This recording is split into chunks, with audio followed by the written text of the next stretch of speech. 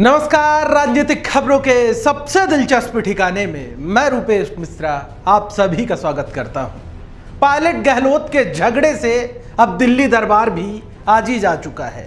शायद इसी का नतीजा है कि प्रियंका गांधी अब राजस्थान के प्रकरण को लेकर बेहद गंभीर हो गई हैं और उन्होंने प्रदेश प्रभारी अजय माकन से दो टूक कहा है कि पायलट गहलोत के सियासी वर्चस्व की और इस रोज रोज की कलह की असल वजह क्या है इसको पता लगाया जाए।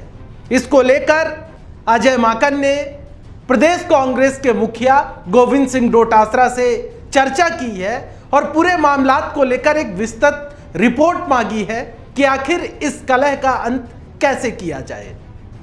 खैर ये बात भी किसी से छिपी नहीं है कि डोटासरा भी जानते हैं कि यह कलह कैसे खत्म होगी, प्रदेश प्रभारी अजय माकन भी जानते हैं ये कलह कैसे खत्म होगी। खैर एक रस्म अदायगी करना है क्योंकि प्रियंका गांधी ने रिपोर्ट जो मांगी है रिपोर्ट दी जाएगी। जाहिर तौर पर कारण भी बताए जाएंगे लेकिन इसका निवारण नहीं होने वाला है क्योंकि जिस प्रकार से यदि आप पहले के घटनाक्रमों को देखें तो साफ तौर से पता चलता है कि पुरानी शिकायतों का ही जब निस्तारण नहीं हुआ तो नई रिपोर्ट पर भला क्या होगा। लेकिन उम्मीदें हैं कि इस बार राजस्थान में कहीं ना कहीं दोनों के झगड़े का एक स्थायी समाधान निकाला जाएगा क्योंकि पंजाब में भी जिस तरीके से पंजाब कांग्रेस में कलह मची हुई है ठीक उसी तरीके से राजस्थान कांग्रेस में मची हुई है और दोनों को लेकर प्रियंका गांधी बेहद गंभीर है। क्योंकि यदि बात करें पंजाब की तो पंजाब में तो हाल ही में चुनाव होने वाले हैं लेकिन राजस्थान में भी वक्त नजदीक आ जाएगा।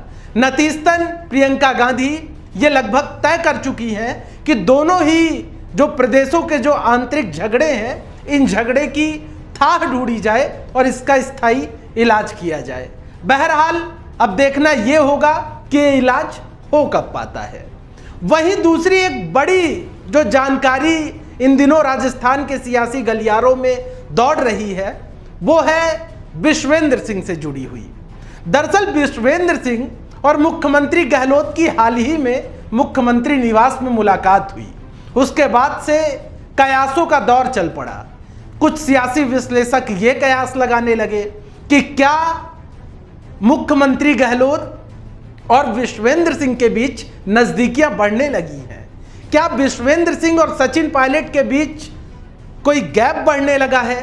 लेकिन जब हमने विश्वेंद्र सिंह के सूत्रों से पता किया तो हमारे पास जानकारी निकल कर सामने आई कि ऐसा कुछ भी नहीं है। विश्वेंद्र सिंह अपने क्षेत्र के कुछ मुद्दों को लेके अपनी शिकायतों को लेके वो मुख्यमंत्री गहलोत से मिले थे और विश्वेंद्र सिंह के सूत्रों ने यह भी कहा कि विश्वेंद्र सिंह सचिन पायलट के हैं और सचिन पायलट के ही रहेंगे।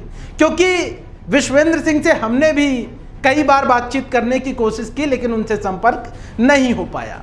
कुल मिलाकर इतना समझ लीजिए कि राजस्थान में मौजूदा वक्त में जो नहीं होना चाहिए वो हो रहा है क्योंकि एक और कोरोना का कोहराम दूसरी ओर ब्लैक फंगस की दोहरी मार। ऐसे संकट काल में जब प्राणों की बाजी लगी हो जान का ठिकाना ना हो ऐसे वक्त में इस प्रकार की सियासत का होना जाहिर तौर पर निंदनीय है और इससे कहीं ना कहीं लगता है कि सियासत में संवेदना की कोई जगह नहीं है।